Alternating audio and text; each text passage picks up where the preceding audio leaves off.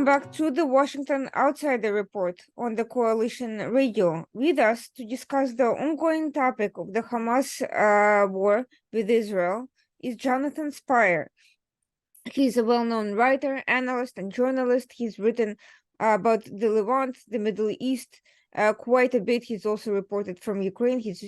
And now he's reporting about the situation in Israel and Gaza. He's also a research fellow at the Jerusalem Institute for Strategic Studies, a fellow at the Middle East Forum, and a freelance security analyst and correspondent at IHS Janes, and the executive director of the Middle East Center for Reporting and Analysis.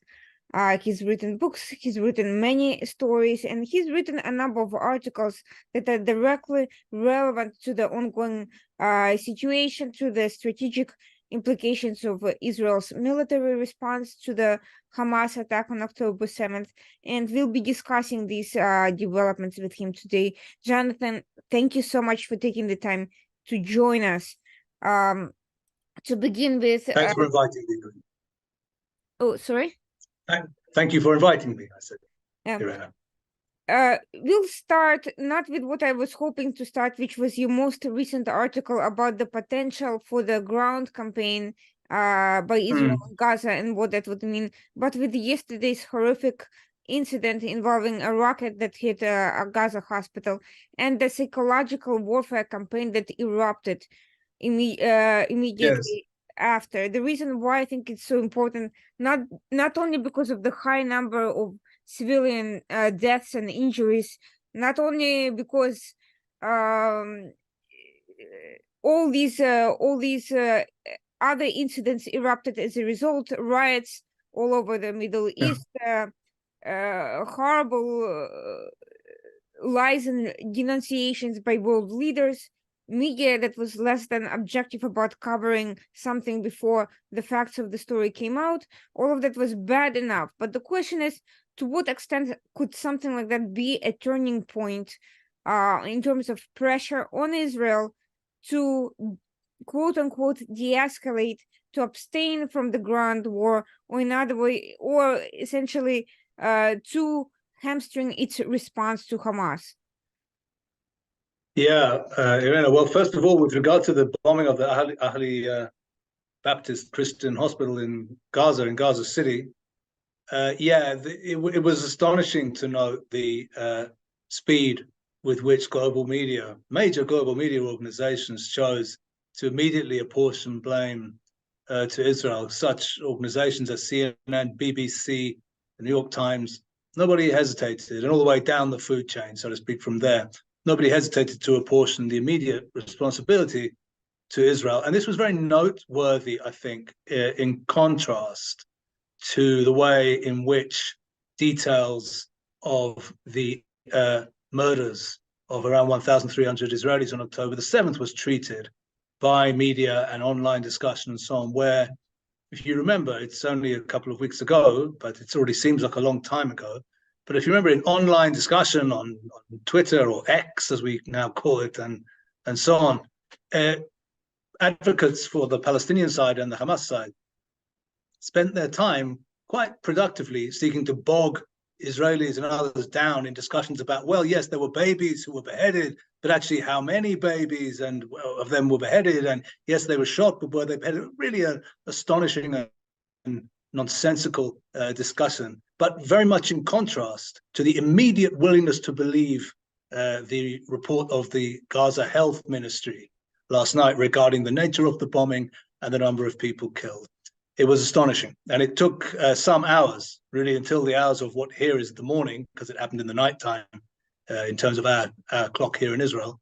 It took until the morning before the dial began to shift on the discussion, and it began increasingly to become clear that it was very, very likely that the damage, which of course was much, much less damage than was being made out to have been the case the night before, to the hospital, actually to the hospital parking lot to be specific, was in fact caused by an Islamic Jihad rocket that fell. So from that point on, the damage having been done by the rush, the credulous rush to believe the allegation, but then I think the effect began to dissipate from this morning as it began to become increasingly clear that this was, in fact, the result of a Hamas propaganda operation.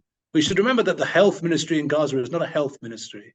It's an organization, it's a body controlled by and created by Hamas, an Islamist terror organization. So when the Gaza health ministry gives a statement, you should understand, we should understand, it is a Hamas statement. It's not a statement by a group of medical doctors or medical bureaucrats or something like that. So yes, I think that in this case, the advocates for Hamas and apologists for Hamas did not manage to produce what they wanted to produce, because it began to be clear it was a lie. But look, if there is a ground offensive into Gaza, unfortunately, it's perfectly possible that there could be, not deliberately, but that there could be major civilian losses. This is not impossible. This happens in ground campaigns. It happened in the US-led campaign against Islamic State, for example, which I covered closely as a journalist. Thousands of civilians died in the course of that justified campaign to destroy Islamic State. If and when there really is something that looks like what the Hamas health authority pretended the Al-Ahli bombing looked like last night, if there really should be such an event like that, yes, it would be huge, and it would lead to pressure, diplomatic pressure from Israel's allies and others to cease and desist.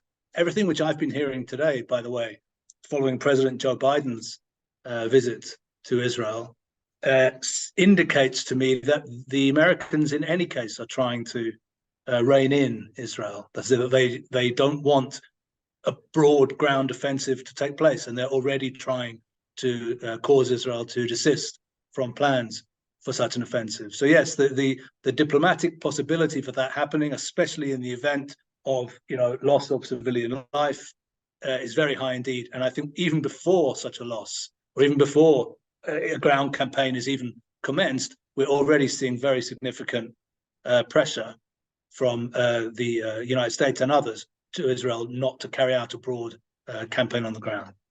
To what extent does this international pressure really matter to Israel, and to what extent can Israel afford to listen or not to listen to the international pressure in terms of its effort to restore deterrence in Gaza and beyond, and in terms of, at the same time, not isolating itself from the international community?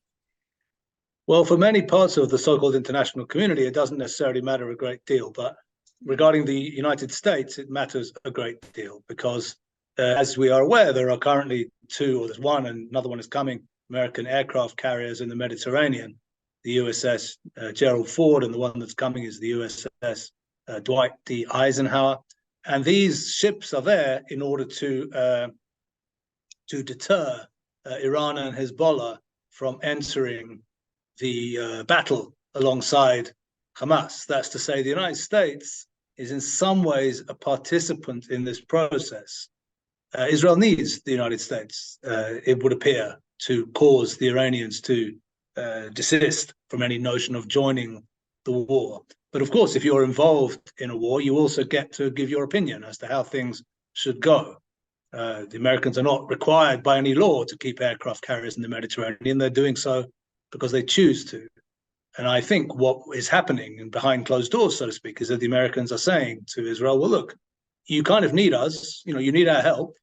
So we also want to tell you, as your friends, you should not be considering A, or you should be considering B. Israel cannot, of course, ignore the wishes of the United States of America for the reasons I just outlined. So yes, Israel will have to take that seriously. This is simply a fact of life. I mean, one can say, well, Israel shouldn't have to do that, or Israel should just ignore that. Yeah, okay, fine. But if we're having a grown-up discussion about real life, then Israel cannot, regrettably maybe, but Israel cannot simply dismiss the advice or counsel of the United States of America. Other countries, yes, but not the United States. That's simply a strategic fact. And by the way, I think after the war, after this is finished, I presume, or I hope, that there will be a serious discussion about the fact, for the first time at least that I can remember, that Israel appears to need the practical, direct military assistance on the ground of US service people in the course of a war. I don't remember anything like that, and I don't think I've even read about it in our history books, where the United States Navy has to actually directly intervene.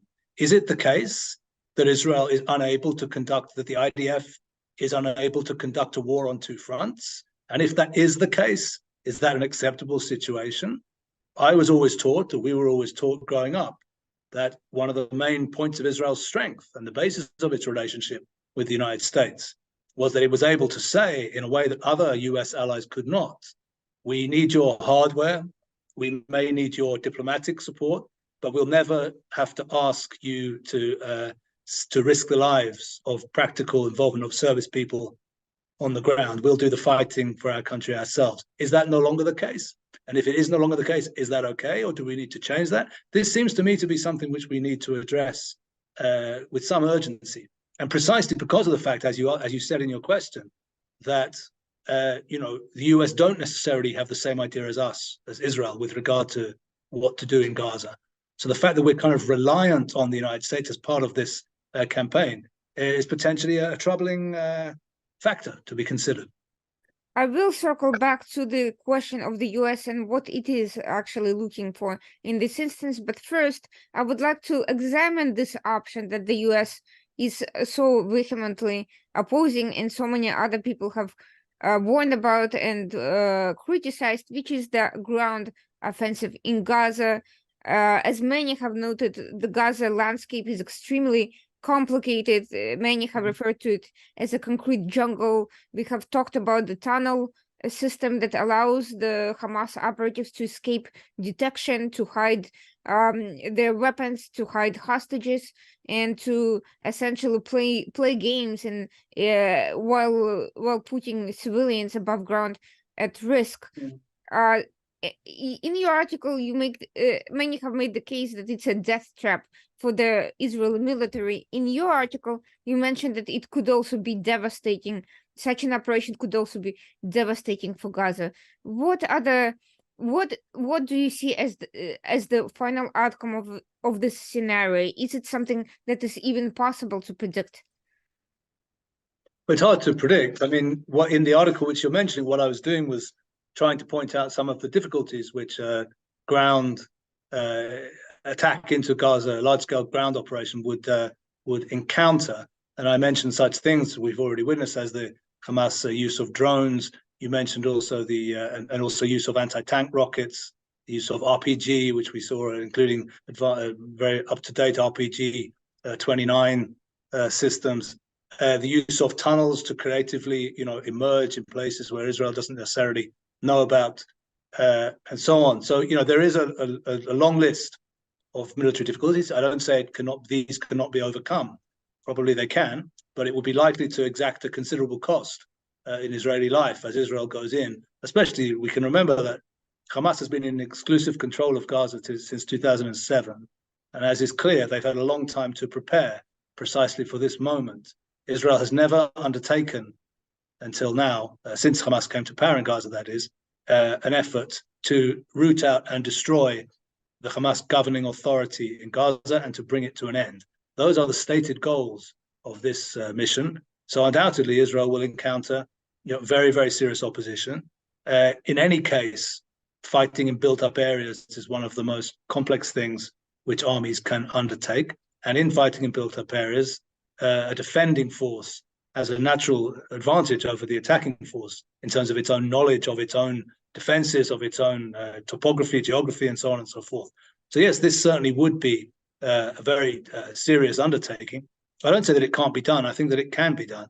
I think that history has, those who are saying it cannot be done, are not students of history, it would seem to me, because, one can argue that, for example, you cannot destroy a governing authority using air power.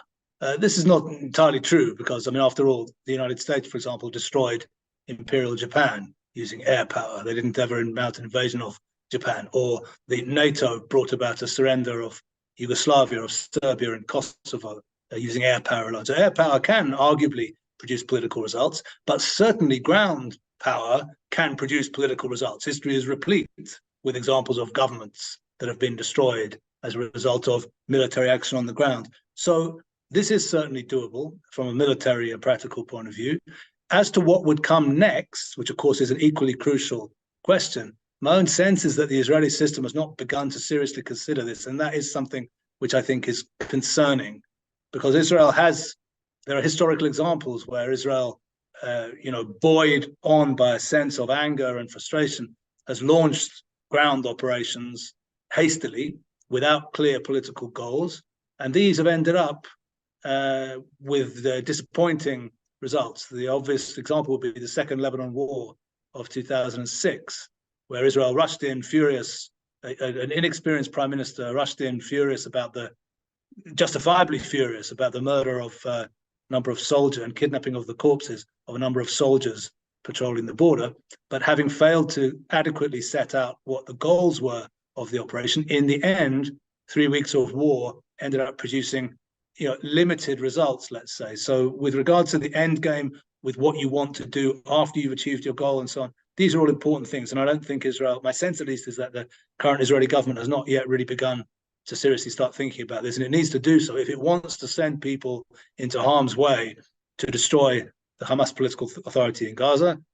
Very good. But then it needs to know how it wants to replace that authority. Otherwise, things can end simply in chaos and confusion and death of soldiers for an incoherent goal. We certainly don't want to go in that direction. So we need to be thinking about both the military action itself and what comes after. As I said, from what I understand, the Americans are trying to limit the goals or the extent of any ground operation, but that doesn't mean to say that Israel will necessarily be constrained in that way.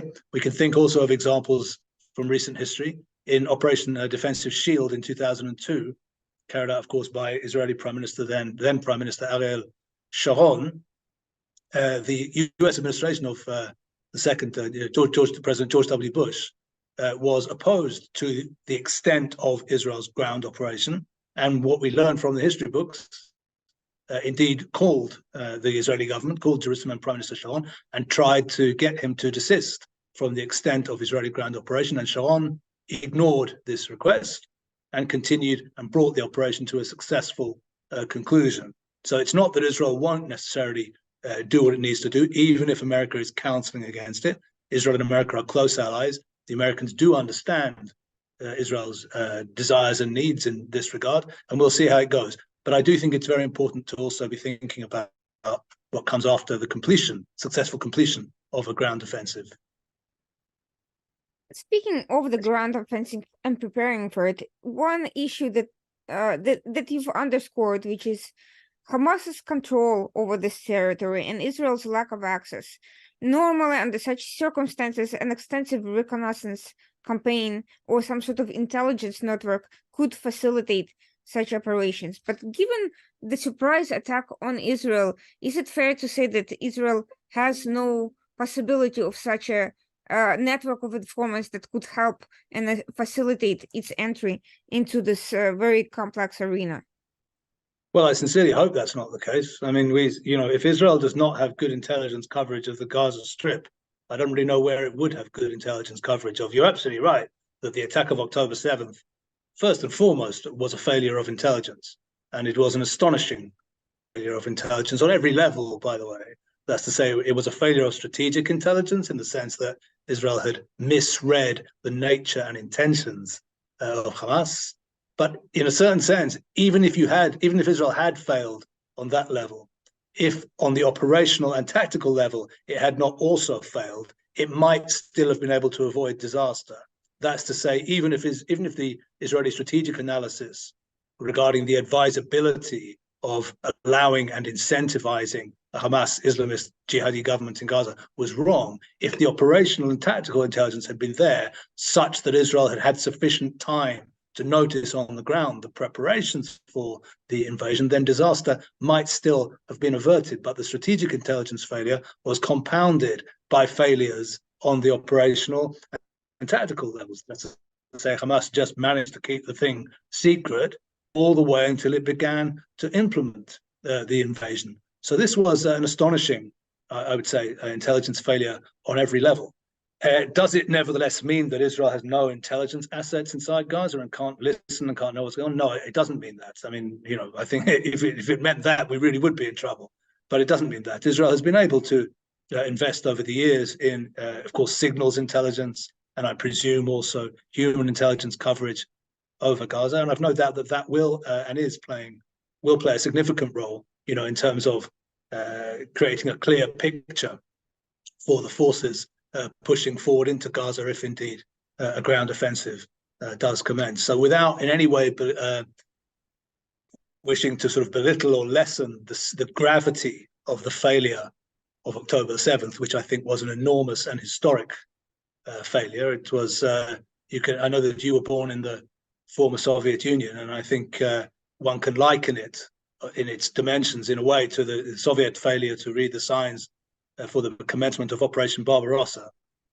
Now we know from looking at that history in 1941, of course, now we know from that history that actually the Soviet leadership had been informed by a whole variety of sources of the impending invasion in June of 1941. And there, the failure was on the strategic level. The Soviet leadership simply refused to believe and was stuck in a conception which turned out to be completely incorrect. I think here in Israel, obviously on a much smaller scale, but nevertheless still very, very gravely, the political leadership was similarly mired, we would say, in a false conception. But this failure on October the 7th was compounded by operational and tactical failures also. Very, very grave indeed. So without any way belittling that, I do believe, nevertheless, in both the Gaza Strip and West Bank, Israel does have, immense intelligence assets, which will certainly be playing a role and are already playing a role, I have no doubt, in preparations for the ground offensive, should it come.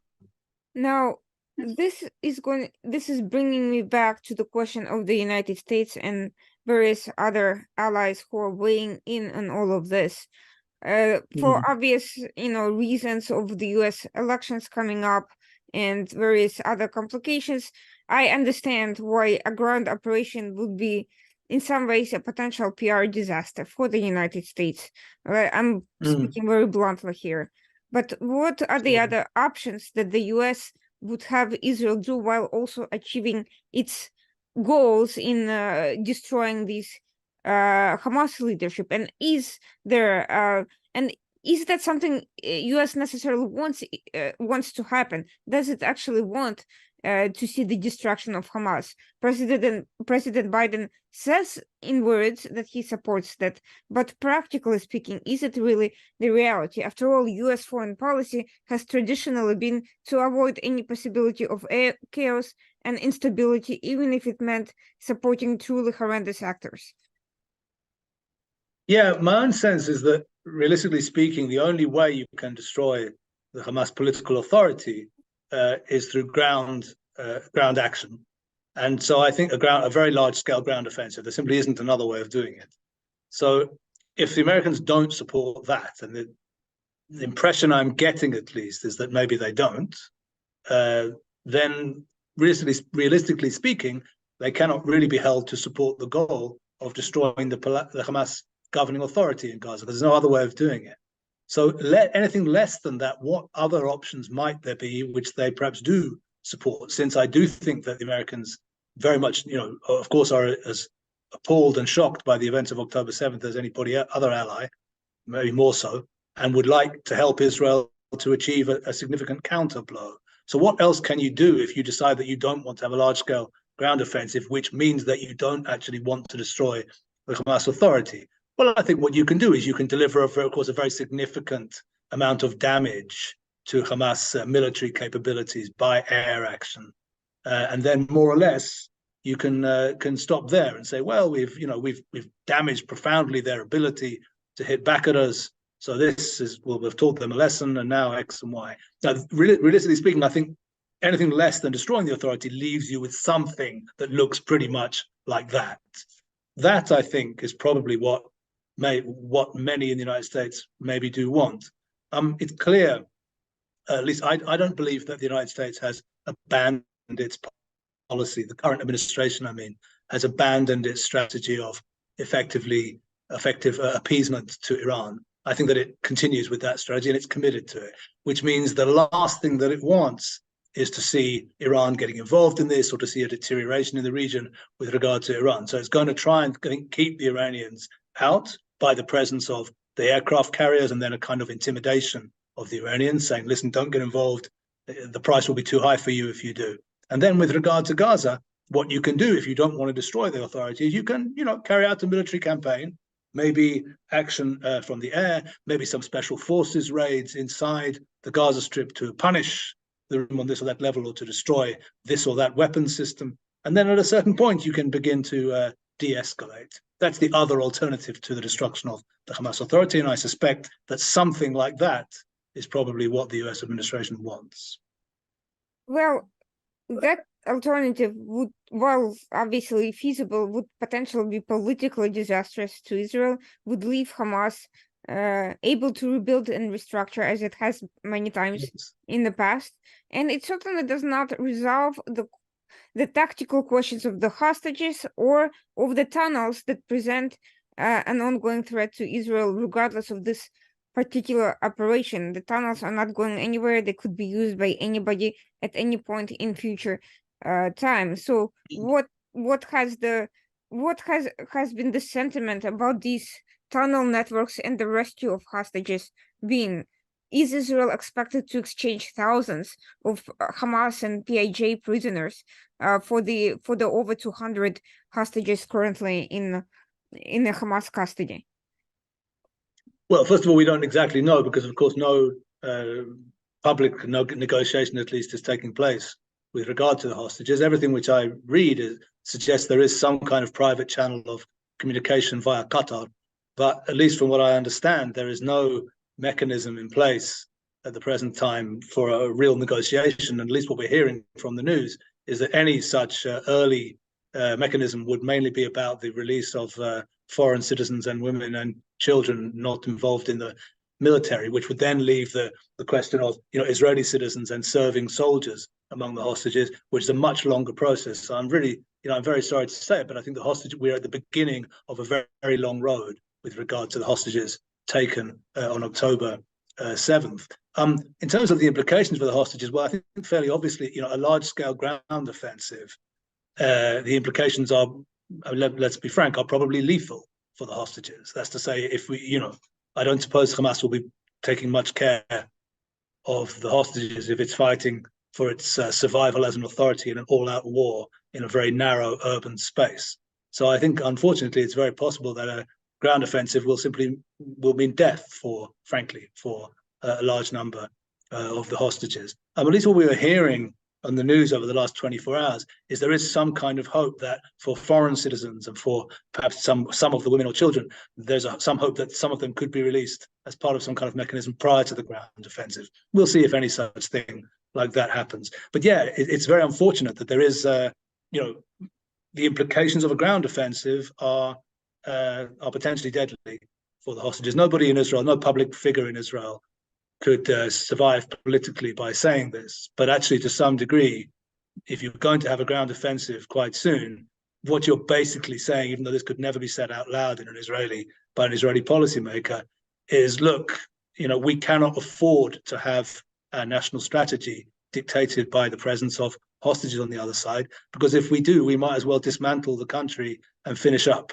Because if it's clear that our entire national strategy can be dictated, all you have to do is kidnap a couple of hundred of our citizens and we'll just do anything you want, then we will become helpless in the tremendously dangerous and demanding environment of the Middle East. So there is a kind of view which is unstated in some circles in Israel, at least, which is, look, we just simply have to conduct the military campaign as if there were no hostages. And then what's happening is that understandably, of course, the families of the hostages and others are keen that should not be the case. So they're trying very hard to make sure that, in fact, we don't do that, and that rather the presence of hostages ends up dictating any Israeli moves. At the present time, I wouldn't want to predict which one of those will win out, because I think there are differing, there are strong views on both sides, so to speak. But yeah, there is a kind of tacit debate on that level going on.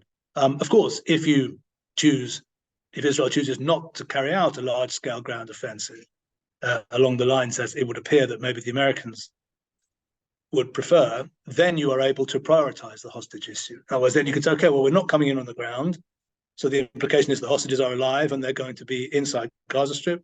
So then the most urgent matter becomes trying to negotiate their release. If Israel does begin a process of trying to negotiate the release of the hostages with Hamas, then yes, undoubtedly, the price which Hamas will demand will be a very, very high one indeed.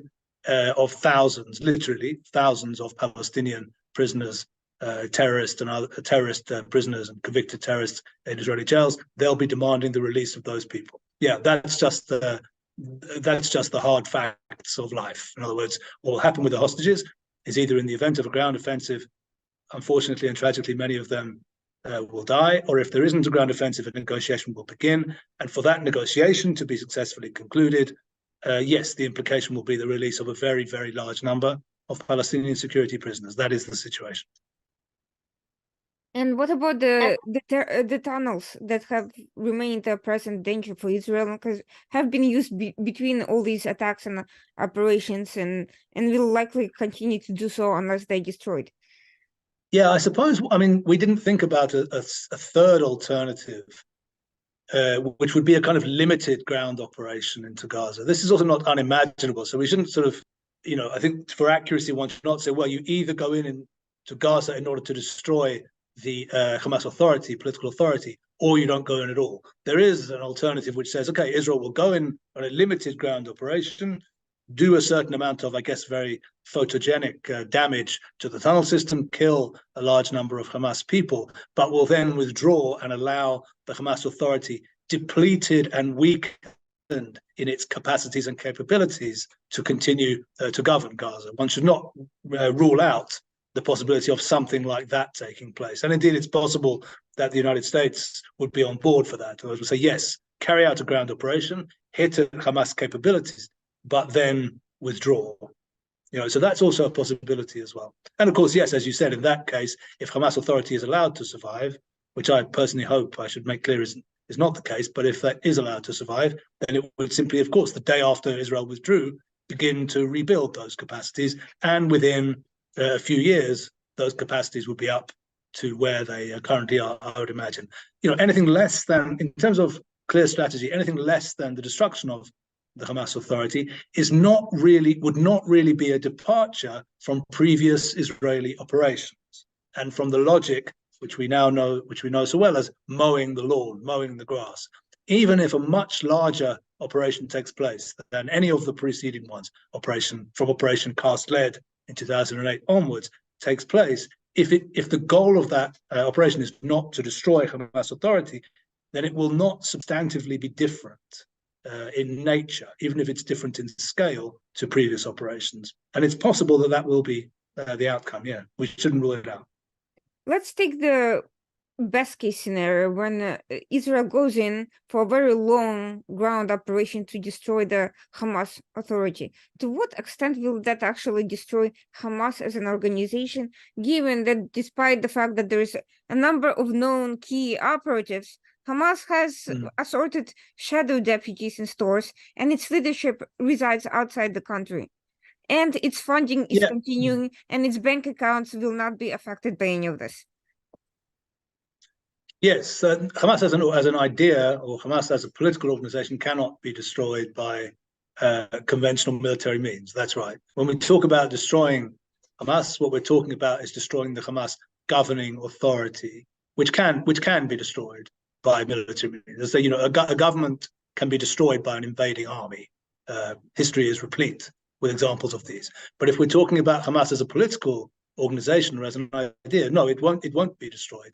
But I think that what Israel will be hoping is that in the course of destroying the Hamas governing authority, it will also succeed in destroying, in killing many of the most significant leaders of Hamas who are present on the ground in Gaza, most specifically such people as Yahya Sinwar, the political leader of the Hamas authority in Gaza now, and Mohammed Deif, the military mastermind or leader of the organization. So, in the course of destroying Hamas political authority, Israel will be hoping to kill also many of these individuals, leaving a depleted and much less able leadership at the end of the war. The other thing is, which one should not rule out, looking at Israeli history, is that, of course, Israel has also used the practice of targeted killings of enemies outside of the parameters of Israel itself, the area west of the Jordan River itself, also with regard to the PLO leaders famously in the 1970s, but also much more recently with regard to both Fatah and Hamas leaders targeted killings inside West Bank and Gaza Strip during the Second Intifada period, and even more recently, targeted killings of, for example, strategic figures such as the famous Imad Mugniyeh, military mastermind of Hezbollah, who was killed, of course, in Damascus in 2008. So one shouldn't rule out also the continuation of the campaign by other means, even after a Hamas authority in Gaza were to be destroyed. But yes, of course, one does not destroy political ideas or even political organizations through conventional military means. Those things can't really be done. But governing authorities you can destroy. And that, I think, is the stated goal which Israel has set itself. Shifting back a little bit to the Iran angle of this situation, there's a lot to be said about whether or not and to what extent Hezbollah will be involved. There are some who believe Hezbollah has no incentive to really engage because it's basically, if Israel has the means to devastate it, it will leave Iran without its significant ally in the region. What is then the role of this much discussed second front of Hezbollah's current minor attacks on the northern borders? What is the real threat here? We have seen also other militias move their forces to the borders, the Iraqi, the RGC in Syria. We have seen Russia escalating training with Syrian officials. We have seen talks about Assad getting involved. What is the reality here? What are the optics? What is Iran hoping to get out of it? And you know, it's very obvious that Iran is masterminding the politics of it, even if it didn't plan the specific operation. Yes. Well, first of all, you mentioned you have the answer in a way in the final part of your question. At the end of the day, Hamas is a fully fledged client of the Iranians. Of course, it was not always such a client, and for a period of time over the last decade, it ceased to be a client when Hamas supported the Sunni Islamist insurgency in Syria against the Iran-aligned regime of President Bashar Assad in that country. But over the last 2 years, and since the rise to power of Yahya Sinwar specifically, the alliance has been rebuilt and remade such that, yes, absolutely, Iran is the armorer and main ally of Hamas in Gaza, and it is completely impossible to imagine anything of the extent and sophistication of the assault of October 7th happening without Iranian know-how and assistance, whether or not the Iranians were blowing the whistle and giving the orders on the ground, as this rather sterile debate in media after October 7th took place. How much did they know? Were they in command? It's not really that important. The point is the capacities for the offensive came from the Iranians, and it's quite unimaginable that it could have taken place without them. So yes, Hamas is a fully fledged member of the Iran-led regional alliance, firstly. So naturally, the Iranians have an interest in preventing its complete destruction as a governing authority in Gaza. Secondly, the Iranians and their allies have an idea constantly repeated over the last couple of years, which they call the unification or unity of the arenas, or unity of the fronts, which means that which posits the notion, so to speak, of a united front of Islamic political military organizations making war against Israel under the leadership of Iran. The Iranians have been talking about this constantly ever since the events of May 2021 with regard to Al-Aqsa Mosque and the events of that month. If it now turns out that they talked about it nonstop for 2 years, but when one of the components of the alliance actually got into a fight with Israel, then all the other components left that one to be smashed to pieces by Israel, which would be the case in the event of action on the ground in Gaza. Then, of course, this idea would look ridiculous, and the Iranians would significantly lose, so to speak, prestige and face and seriousness with regard to the region. And it's important for the Iranians. It's a strategic asset for the Iranians that they're seen as a reliable ally in the region. That's how they've been able to build up, after all these militia systems that have brought them such power and influence in Lebanon, Syria, Iraq, Yemen, and the Palestinian areas as well. However, the Iranians are now faced with an unpleasant dilemma, because the Americans, as we discussed earlier, are very keen to keep the Iranians out of this, so keen that they've even dispatched naval power to the Mediterranean and issued direct threats to Hezbollah and Iran to say, don't get involved in this. It means the Iranians have to now take very seriously the notion that if they do intervene to help their allies in Gaza. They could be facing a direct military confrontation with US naval and air power coming from the Mediterranean. The Iranians are not in any way ready for that. They have plenty of assets and abilities of their own, but these are not in the area of conventional warfare, and they're certainly not in the area of conventional warfare against the United States Navy and United States Armed Forces. They would be pulverized, and they know it. So they are facing a dilemma, and it's not clear yet which way they will choose to jump. In the event, or I've said it along, and many others as well, that if Israel does not carry out, or for as long as Israel does not carry out a ground offensive into Gaza, it's very unlikely that the Iranians will get involved, because they have, in a sense, no reason to. But if Israel does carry out a ground offensive into Gaza, the temptation would be enormous for the Iranians to get involved, to open a second front, to protect Hamas, and also to issue a very, very serious threat to Israel. They've been talking for years about this war on two fronts. This would be the moment for it. So it's not clear which way they will jump. At present, if we look at the events on the northern border, it seems they kind of have settled for something halfway between. Because if you think about the extent of the attacks in recent days, just today, also just a few hours ago, the latest one, a attack using a Kornet anti-tank missile system against the Israeli position at Mosab Shtula, which the Israelis have then responded to. All this is way beyond the confines of what we've seen ever since the end of the 2006 war. Were it not for the fact that Israel is busy with Gaza right now, the stuff that Hezbollah has already carried out on the border would have led to a very, very grave Israeli reaction. Israel has responded anyway, but it's responded in a much more limited way. The Hezbollah have already overstepped the red line in terms of what would have produced a very major Israeli reaction in the past. So it seems like they're confident, assuming that they don't want to mess around with the United States naval power. It seems they're confident they can kind of play with the situation and increase the intensity of their attacks, but not to such a point that Israel has no choice but to then basically, declare war in response, so to speak, to Hezbollah. It's a very, very dangerous game that they are playing. And it's not at all clear how long Israel will remain restrained. And by the way, it is not an impossible scenario that Israel could decide at a certain point, okay, well, actually, we're not going to carry out a ground offensive into Gaza now. We're going to use everything to strike back against Hezbollah and Iran in southern Lebanon. In other words, if we can think of a situation in which a large number of Israelis, let's say, were killed, for example, in one of these anti-tank missile attacks, it's possible at that point Israel could say, well, okay, Gaza actually can wait. We can deal with Gaza 6 months from now. It's not written anywhere that you have to respond to an attack within 2 weeks, or you're not allowed to respond to it at all. There's no such rule. You can respond a year from now. You can respond 6 months from now. So it's not impossible in a certain scenario, the way this could play out, that Israel could say, okay, we've mobilized 360,000 fighters.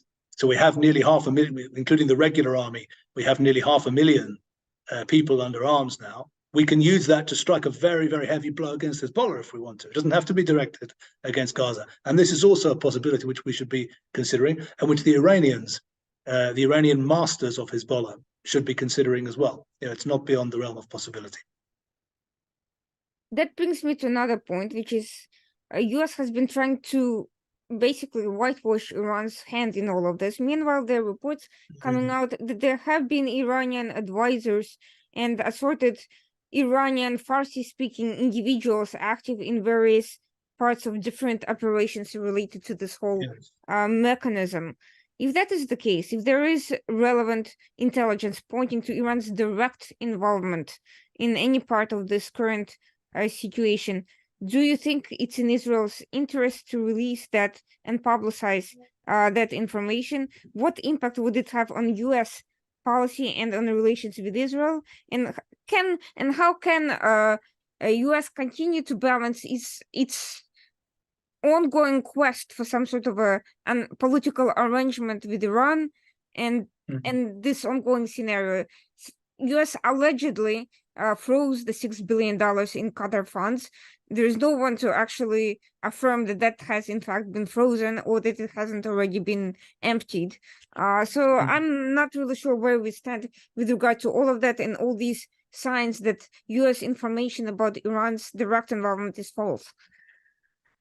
Well, once again, unfortunately, since Israel, if it is the case that Israel has made itself dependent on the presence of US naval power, then it means Israel has to tread carefully in this regard. But I regret that situation if that is the case, because my view is that if there is information, and I suspect there may well be, regarding the presence of Farsi speakers on the ground and so on the tactical level, Israel absolutely should release it, precisely because US, in my view at least, the policy of this US administration towards Iran is enormously misguided. The notion of continuing to push for some kind of for the assumption that this regime can be normalized, can be treated as a normal actor, is contrary to all available reality. And any information in the public space which can put political pressure on the administration to change its strategy towards Iran would be very welcome. Israel has not yet done so, and maybe Israel will be too cautious to do something like that. But I think it would be advisable. I happen to have it on fairly decent from fairly decent sources that even as long ago as 2006, the war in 2006, there were Farsi speakers on the ground assisting Hezbollah. It's never been publicly discussed, but I have it on on trusted authority that this was the case. Israel has always shied away, I think, from trying to exercise influence in the public square in that way. But if Israel has information, I think urgently it should make it public, because after all, I think the American public also deserve to know what Iran actually is and what it is up to in the region, so that they can then make an informed choice when it comes to elections in America as to who they want leading them. If it is the case that the administration is acting contrary to the long-term interests of the United States and contrary to observable reality with regard to the behavior and the intentions of the Islamic Republic of Iran, then both Americans and indeed Israelis deserve to know about that. So I would very much want, if there is such information, for it to make its way into the public square as soon as possible. And I hope that Israel's leaders, if they have such information, will not be intimidated by the fact that they may see themselves as, to some degree, dependent on the United States this way or that. I would hope that's not a mechanism that prevents that information from being made public. Yeah, I think you asked a good question, because I think it is impossible to separate the positions of the US administration in regard to this war from the broader goal of some kind of normalization with Iran. I think if that goal was not there, then we might be relating differently to this current reality. If the US administration had what I at least see as a more realistic view or perception of the Iranian regime, it might well be decided this is an opportune moment for Israel and America together to deal a very, very major blow to that regime, not only in Gaza, but also beyond Gaza, also in Lebanon, and even beyond that if necessary. But yeah, there is that perceptual difference, and it's worrying. And it does mean, I think, that maybe this administration is looking to limit the extent of any Israeli action in Gaza, precisely in order to avoid a scenario in which Israel and the United States might have to jointly face Iran and its allies together. But actually, in the end, that reality may well be on the way, in any case, in the years ahead. The last point that I'd like to address, and I know you were quite busy, is the issue of alliances. We have seen that the reaction of some of the Arab states to all of this, most of them had normalized with Iran or had moved in the direction of renormalizing with Iran in the past year. Yeah. What does that mean for the Abraham Accords, the defense element of the Abraham Accords in particular? And I'm not talking about any future, speculative discussions with states that did not happen. I'm talking about the actual relationships that are already present and accounted for. And what does that mean for future alliances with countries affected by this Hamas attack? Because there were citizens from many countries who suffered and lost lives as a result of this. Can Israel reconsider a formalized network with countries that have been directly affected by Iran and its networks and proxies, and kind of maybe look at a different model of defense alliances from what has been conceptualized up until this point? That's an interesting way of seeing it. I mean, I think that the basic logic of the Abraham Accords is not affected by this current war, and for the following reason, really. I mean, insofar as we're talking about defense and strategic issues, much of the impetus behind the Abraham Accords was precisely a joint perception of enemies, and the enemies in question being not only Iran itself, but also its allies, and maybe more broadly the issue of political Islam in the Arab world. Everyone knows, or it's well known, that the United Arab Emirates was maybe mainly worried by the Muslim Brotherhood and Sunni political Islam more than it was worried by Islamic Republic of Iran. Well, Hamas is the local manifestation of precisely that trend, which the Emiratis are so concerned about. So I think that, there's no reason to think that this war operates a kind of counter dynamic to the dynamic behind the Abraham Accords. Actually, in many ways, it strengthens key dynamics which were behind the Abraham Accords.